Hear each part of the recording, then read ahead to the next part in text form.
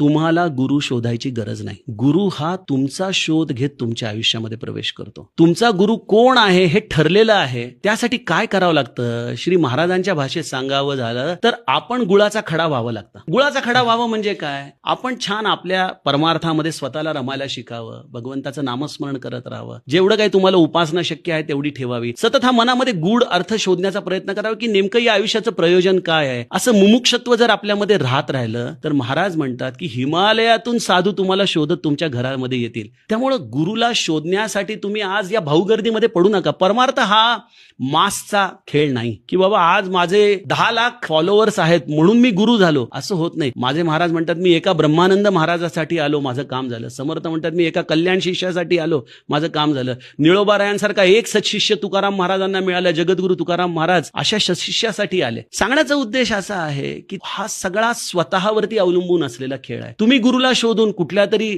जाळ्यामध्ये अडकणार आणि मग तो काहीतरी तुम्हाला सांगणार हे करा ते करा, यापेक्षा तुम्ही आज नामस्मरणाला लागा. तुम्ही स्वतःला प्रसन्न ठेवण्याचा अभ्यास करायला सुरुवात करा. आनंदी राहणार मी काही झालं तरी, आणि मी सतत स्वतःला विचारत राहणार की हे परम अर्थ नेमकं आहे तरी काय. ही एकदा मनाला तहान लागली की ती तहानच तुमच्या गुरुला तुमच्यापर्यंत घेऊन येते. हा माझा अनुभव आहे.